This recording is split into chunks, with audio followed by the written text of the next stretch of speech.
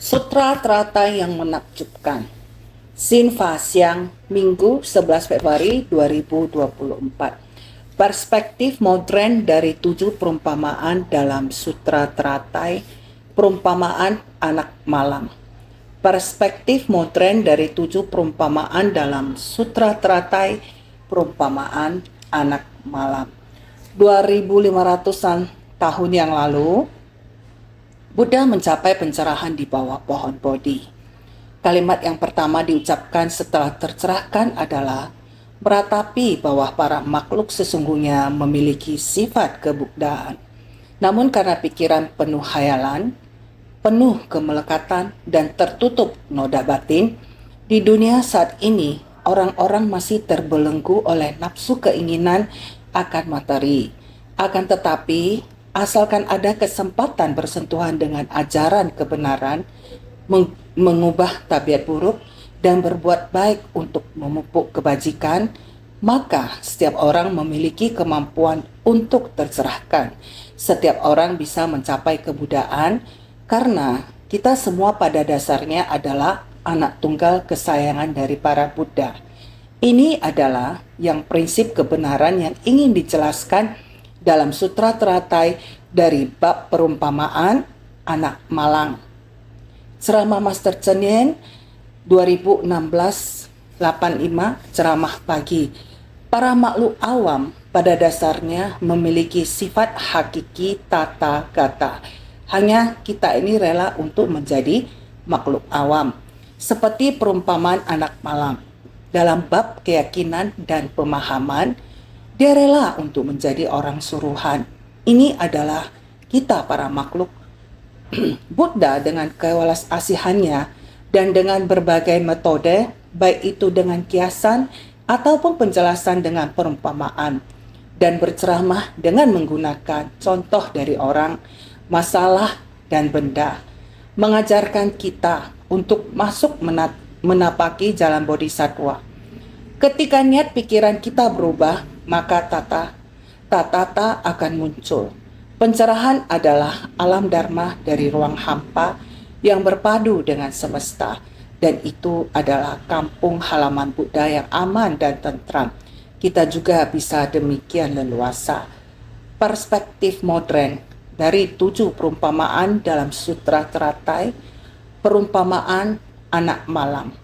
Perumpamaan anak malang adalah dalam bab keempat Sutra Teratai, bab keyakinan dan pemahaman, Subhuti, Mahakasapa, Maudalakayayana, dan Katayayana. 4 murid dengan akar kapasitas mendengar baru memahami bahwa sesungguhnya mereka juga berkesempatan untuk menerima peramalan menjadi Buddha, sehingga mengungkapkan perumpamaan anak malang dilakukan untuk menanggapi Sang Buddha.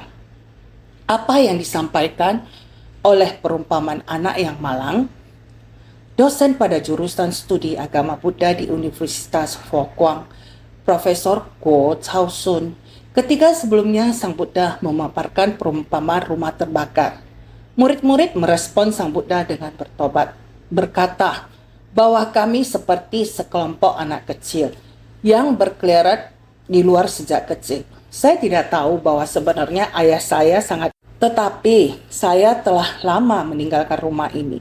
Saya telah lupa akan bentuk rumah saya. Saya telah lupa pada wajah ayah saya. Tetapi Sang Buddha yang welas asih masih mengingat kami, yang awalnya hendak langsung mengantar kami pulang ke rumah, tetapi kami takut melarikan diri, sehingga Sang Buddha menggunakan kebijaksanaan dan welas asihnya. Lebih dulu meminta kita membersihkan kotoran, mengerjakan pekerjaan yang agak rendah, lalu perlahan-lahan menimbulkan rasa percaya dirinya. Selanjutnya di depan umum menyatakan bahwa ini adalah anak saya.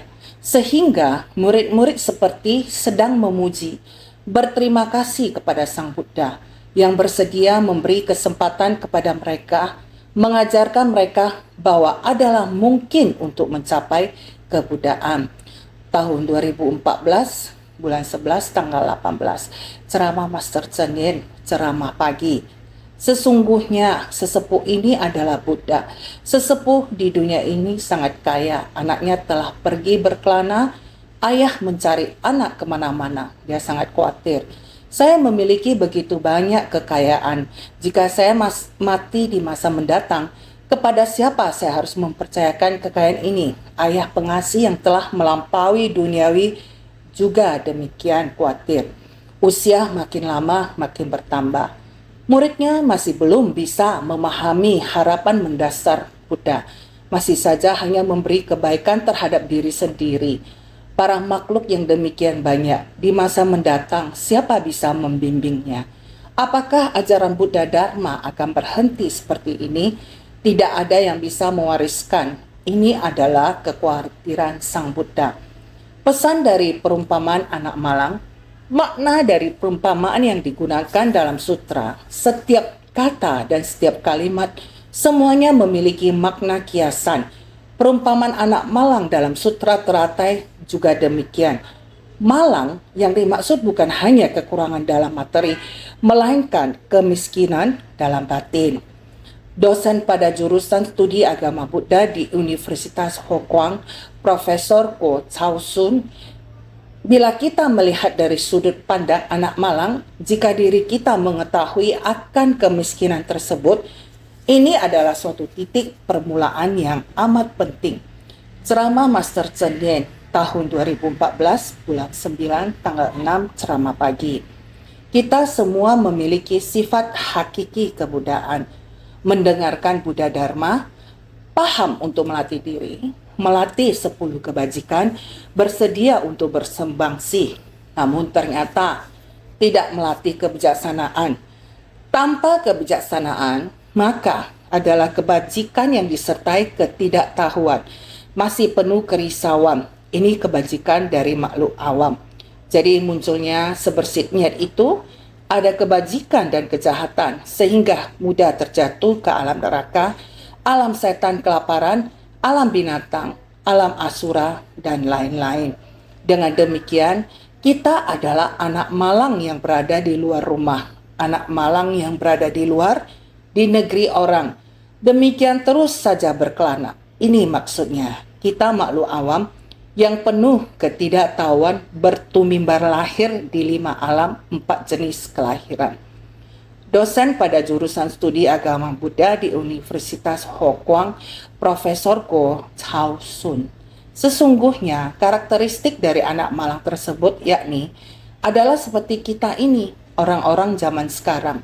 Sebenarnya banyak umat Buddha mengatakan bahwa kita sedang melatih diri. Tetapi jika Anda bertanya kepadanya, apakah Anda ingin menjadi Buddha? Dia mungkin berkata, saya tidak bisa atau tidak berani. Jadi, perumpamaan anak malang ini menyampaikan, batin seseorang harus senantiasa disesuaikan, kemudian harus dimatangkan hingga tahapan tertentu. Dia telah memenuhi syarat dan dengan percaya diri untuk mengembang misi Tathagata. Anak malang bisa dikatakan sebagai anak malang adalah karena tidak memahami prinsip kebenaran dari memupuk berkah dan kebijaksanaan secara bersamaan. Seperti gajah mengenakan untai kalung, arahat membawa mangkuk kosong di tangan. Ini menyampaikan bahwa hanya memupuk berkah, tidak melatih kebijaksanaan, ataupun melatih kebijaksanaan tanpa memupuk berkah, masing-masing memiliki kecenderungan. Hasilnya yang diperoleh adalah sebuah konsekuensi. Sebab mengapa Sang Buddha bisa mencapai kebudayaan?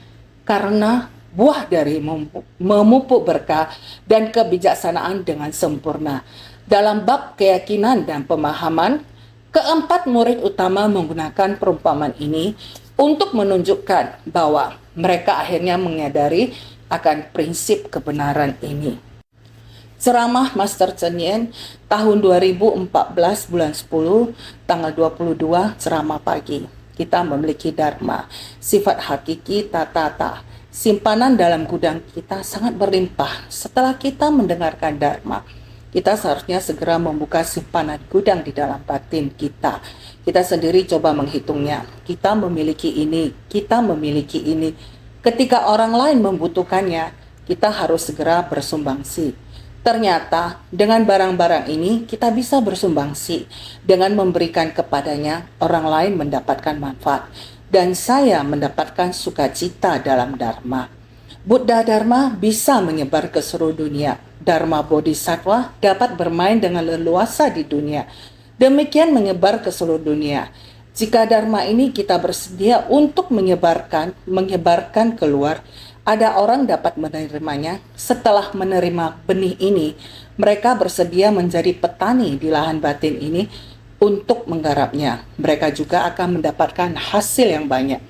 Ini adalah dengan menciptakan berkah di tengah orang banyak. Untuk memahami prinsip kebenaran, memupuk berkah dan kebijaksanaan adalah di tengah orang banyak. Perubahan hidup dari anak malang zaman sekarang. Orang yang benar-benar miskin sebenarnya adalah pada kondisi batinnya. Selalu berada dalam kondisi kekurangan. Orang yang demikian tidak peduli memiliki uang atau tidak, tetap terjerat mendalam pada penderitaan karena keinginan tidak terwujud. Awal master mendirikan Tzu, tujuan pertama yang ditetapkan adalah melenyapkan kemiskinan. Hingga sekarang, Sesyong Tzu sedunia tidak peduli pada awal hidupnya miskin ataupun kaya, semua karena bimbingan master sehingga memasuki ajaran Buddha Dharma yang merupakan rumah orang yang kaya raya, menjadi anak Buddha yang kaya raya. Seperti relawan Lu Xie adalah seorang pengusaha yang sukses. Dari awalnya hanya tahu mencari uang saja, hingga sekarang dia bisa mengenal dirinya sendiri. Ternyata dia pernah menjadi anak malang, menjalani ini selama lebih dari 30-an tahun. Pengusaha Lu Xie. Pada waktu itu, kesan saya mendalam saat kami mengenal master, rambut kami keribu. Dan kami semua berpakaian sangat cantik. Di mata master, kami semua seperti orang yang tidak mengerti. Kami tidak tahu bahwa kami begitu miskinnya, bahkan memamerkan diri di depan master. Betapa besarnya bisnis kita, betapa suksesnya.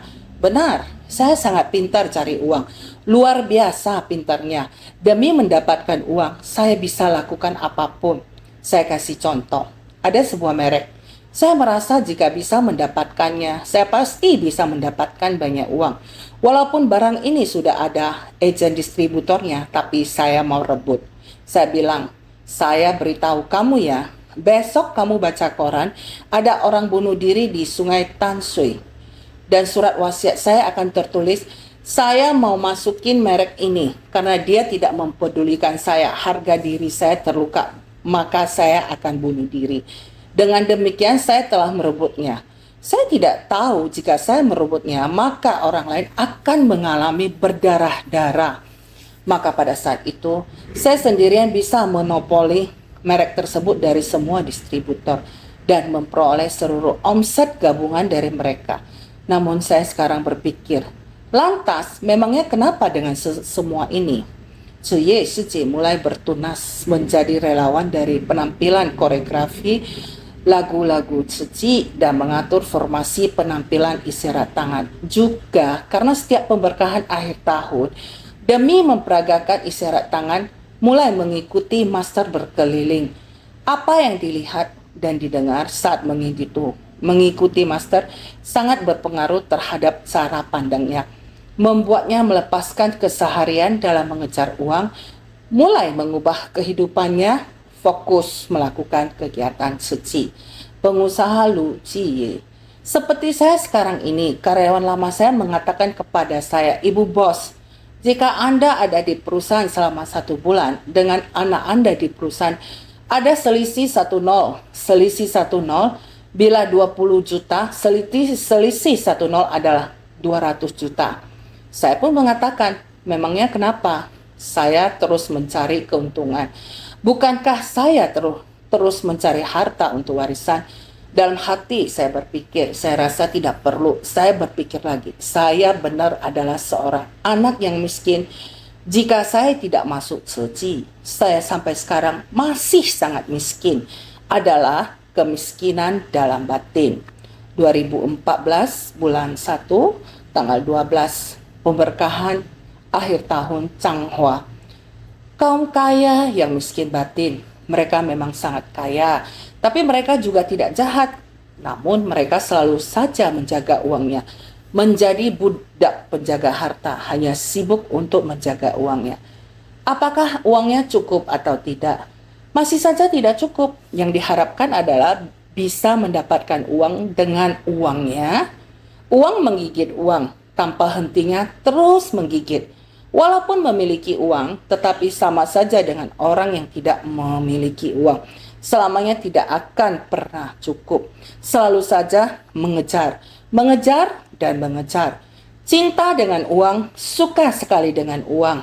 1, 2, 3, 4, 5, 6, 7, 8, 9 dan masih menginginkan 1-0, 1-0 lagi dan 1-0 lagi. Terus menerus tersusun ke atas berlipat-lipat hingga triliunan. Triliun jika digabungkan dengan pergi akan menjadi apa? Penghindaran. Uang yang diperoleh sudah sangat banyak, sudah memiliki banyak uang, tetapi mengapa masih menghindar?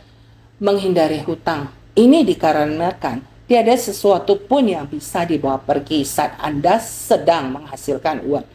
Anda sedang menciptakan karma. Semakin banyak uang yang dihasilkan, semakin banyak juga karma yang diciptakan. Kelahiran berikutnya, kehidupan mendatang juga pasti harus membayar hutang karma. Dan saat sedang membayar, tentunya sangatlah susah. Jika hutang kita pada orang lain tidak segera dilunasi, bagaimana dengan kehidupan ini? Kita tidak akan disukai orang lain. Bagaimanapun kita bersusah payah, orang-orang ini masih saja tidak akan puas. Sehingga kehidupan seperti ini sungguh menderita. Inilah salah satu delusi dari para makhluk. Telapak tangan menghadap ke atas memohon. Seperti apapun tidak akan pernah cukup. Hanya dengan telapak tangan menghadap ke bawah untuk memberi. Baru ada kesempatan merasa kaya dan berkecukupan. Kembali ke rumah Tata Gata dan Gudang Mestika datang sendiri. Suci adalah dimulai dari ibu-ibu rumah tangga di pasar menghemat uang 50 sen untuk sumbangan. Oleh karenanya kerja suci bukan hanya monopoli orang kaya. Mayoritas relawan berasal dari keluarga menengah. Pengusaha sukses seperti Cui Suci ini dengan insan suci dari rakyat biasa selalu sama rata. Mereka semua dengan kemampuan masing-masing untuk mencapai. Telapak tangan menghadap ke bawah untuk bersumbangsi sepenuh tenaga membantu orang yang dalam penderitaan. Dari Indonesia, di benua Asia, Malaysia, Filipina, sampai ke Amerika, di benua Amerika, Kanada, Brazil, Honduras, Inggris, di Eropa, Prancis, Spanyol, Yordania, dan Turki di Timur Tengah, insan suci sudah tersebar. Telah melampaui 111 wilayah negara di seluruh dunia. Salah satunya yang sangat layak disebutkan adalah relawan lokal di Afrika. Mereka yang hidup sederhana, pangkal kaya, selalu membuat master memuji mereka tanpa henti. Ceramah Master Cheng Yen tahun 2016, bulan 8, tanggal 5, ceramah pagi. Orang yang paling saya hormati dan kasihi ada di mana? Di Afrika. Mereka di tengah penderitaan, di tengah lumpur, terus memancarkan cahaya, memancarkan sinar terang. Insan suci Mozambik di Novoi. Walaupun kita menerima cinta kasih dari 55 negara di seluruh dunia, tetapi kami sebagai orang Mozambik, kami harus bertanggung jawab, membimbing semua orang menapaki jalan suci ini. Saya ingin menyampaikan kepada Master, kami telah siap bertekad untuk mengembang tanggung jawab seperti ini. Mozambik adalah salah satu negara yang dikembangkan oleh insan suci secara mendalam di Afrika.